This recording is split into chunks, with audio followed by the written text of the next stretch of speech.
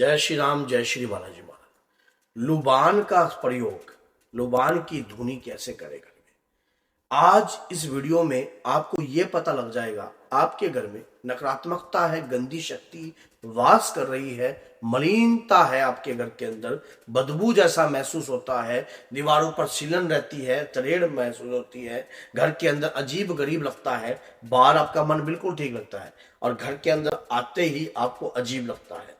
मैं 21 दिन के ये प्रयोग आपको बता रहा हूं। अगर आप 21 दिन में ये प्रयोग कंटिन्यू करते हो, लाभ आपको होगा, 100% लाभ होगा। अगर जैसे कहते हैं कि जिसकी आपकी भावना होगी उसी प्रकार से आपको फल प्राप्त होगा। अगर आप माँ के भक्त हो और बाबा के भक्त हो तो चैनल को सब्सक्राइब करना और पूरी वीडियो एंड तक देखना, तभी कोई वीडियो आपको समझ में आएगी। और 10 लोगों तक जरूर शेयर करना, ताकि अगर किसी व्यक्ति के साथ इस प्रकार की प्रतिक्रिया अगर हो रही है तो उसके भी लिए भी ये वीडियो लाभकारी है। तो लुबान का प्रयोग एक ऐसा प्रयोग होता है, लुबान से नकारात्मकता कटती है, लेकिन पूर्ण रूप से अगर उसको काटना है तो उसके साथ क्या मिलाना चाहिए, किस तरीके से कार्य करना चाहिए, ये सारी जानकारी आज आपको प्राप्त होगी। गंदी शक्ति अगर हमारे घर में प्रवेश करेगी है, मलिनता है, कुपित वायु आपके घर में है, शरीर में तनाव रहता है, असह्य रोग बने रहते हैं शरीर के अंदर, कभी शरीर का भारीपन, बाजुओं में पेन हो जाना, बार बार डॉक्टरों को पैसे लग रहे हैं, घर में घुसते ही घबराहट सी होती है, घर में घुसते ही लड़ाई झगड़ा शुरू हो जाता है, पति पत्नी में लड़ाई झगड़ा शुरू हो जाता है, माँ बेटे में लड़ाई झगड़ा शुरू हो जाता है, कोई विचारधाराएं अगर करने की भी सोचते हो, कुछ विचारधाराएं बनाने की सोचते हो, तब भी आप विचारधाराओं पे सही रूप से खड़े नहीं उतर पा रहे हो और सही रूप से सोच समझ नहीं पा रहे हो।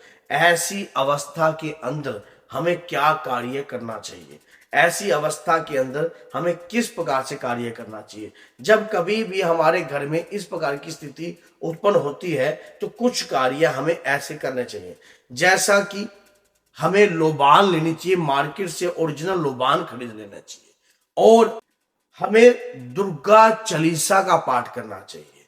लेकिन कैसे करना है, तरीका देख लीजिए। गाय का उपला ले लीजिए, गाय का उपला आप एक उपले के फोर्थ जैसे 4 टुकड़े कर लीजिए, एक उपले को गैस पर सुगला लीजिए।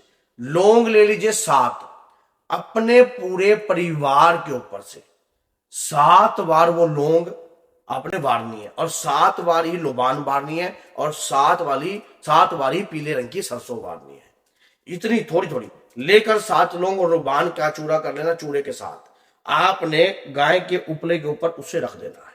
रखने के बाद अगर किसी व्यक्ति के शरीर के अंदर पीड़ा रहती है या ऐसा लगता है कि ये जैसे कोई घर में प्रेत रोगी है, जिस व्यक्ति के ऊपर प्रेत का साया रहता है, पहले तो उसको दो, आप उसको कहो कि थोड़ा सूंघे। जब वो सूंघेगा, हाँ, तो वो थोड़ी देर तक उसके शरीर में प्रवेश करेगा। जब वो धुएं के माध्यम से, प्रेत भी एक धुएं के आकार का ही होता है।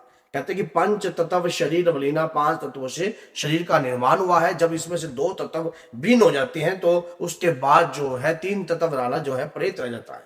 अब वो तनिक्षा होता है और वो ही हवा के माध्यम से ही, धुएं के माध्यम से ही भोग को ग्रहण करता है। और उसी प्रकार से अगर आपके शरीर में किसी भी द्वार से अंदर प्रवेश किया हो धुएं का, जब आप उस आकार को आप ग्रहण करते हो तो प्रेत शरीर के भिन्न भिन्न द्वारों से निकल जाता है और निकलने के बाद जो है घर से भागना का प्रयास करता है, क्योंकि घर के अंदर उसका दम घुटता है। जैसे ही घर में आप इस धुनी को हर रूम में करना, जैसे आपको लगता है कि इस रूम के अंदर कुछ है या इस रूम में आपको भय महसूस होता है, तो उस रूम में भी धुनी कीजिए आप। उसके बाद दूसरे रूम में कीजिए, उसके बाद तीसरे रूम में कीजिए। 10-15 मिनट तक, 20 मिनट तक, 15 मिनट तक अपने घर में ही धुनी करते रहिए। उसके बाद व्यक्ति के शरीर, जो व्यक्ति घर में रह रहे हैं उनके शरीर में भी अगर होगा तो वो भी बाहर निकलेगा। अब घर के मुख्य द्वार पर रख दीजिए, घर के मुख्य द्वार पर, जैसे आपका मेन गेट है, मेन गेट के पास रख दीजिए।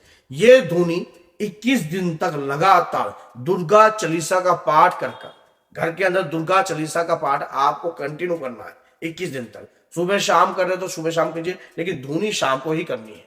धुनी जो ये वाली है शाम को करनी है। दुर्गा चालीसा का पाठ कर उसके दौरान फिर पूरे घर में धुनी को आप घुमा सकते हो। उसके बाद जब आपकी धुनी जब पूर्ण हो जाती है, तो पूर्ण होने के बाद इसी धुनी को किसी लैटरिंग वाली जगह पर गिरना है। अब इकट्ठा गिरना है, कैसे गिरना है सुन लीजिए। जैसे आपने अब ये धुनी कर रहे हो, धुनी करने के बाद इसको ना एकत्रित कर लेना। इसको इकट्ठी हो जाएगी। इकट्ठी होने के बाद जो है आप उसके बाद जहां गंदगी वाला स्थान है, जैसे 10 दिन की आपकी इकट्ठी होगी, 5 दिन की इकट्ठी होगी, तो गंदगी वाला जहां लैट्रिन पेशाब हो ऐसी जगह पर जाकर गिरना, जिससे जो भी मलिनता होगी या कुपित वायु होगी वो उस प्रकार की आपकी वो गंदगी में जाकर गिरेगी। आपके घर से जितनी भी गंदगी है सब साफ होने लग जाएगी। एक बार सच्चे मन से इस उपाय को करना प्रारंभ कर दीजिए। उसके बाद का जो रिजल्ट है मैं आपको स्वयं कहता हूं कि अगर आपके घर में कोई भी तकलीफ होती है, किसी भी प्रकार की रुकावट होती है, किसी भी प्रकार की अगर समस्या उत्पन्न होती है, ये उपाय करने मात्र से वो सब की सब समस्याएं जो हैं रुक सकती है। लेकिन कहते हैं कि श्रद्धा और शंका दोनों बहने हैं। जब कोई भी काम हम करते हैं और उसमें श्रद्धा प्रवेश होती है, शंका को हम दूर कर कार्य करते हैं, तब उस कार्य में कई गुना बल प्रदान होता है, कई गुना ऊर्जा प्रदान होती है। अगर हम उसमें ही शंका समझ कर कार्य करेंगे तब हम कितना भी प्रयास कर ले, कितना भी सोच ले, लेकिन फलीभूत नहीं होते। इसी चीज को अगर आप श्रद्धा से करोगे तो आपका कार्य मंगल में होगा और घर में नकारात्मकता दूर रहेगी। घर में पूजा पाठ भी अगर आप करते हो, अगर उसमें भी अगर आपको तकलीफ होती है, देखो पूजा पाठ से शक्ति बढ़ती है हमेशा ही।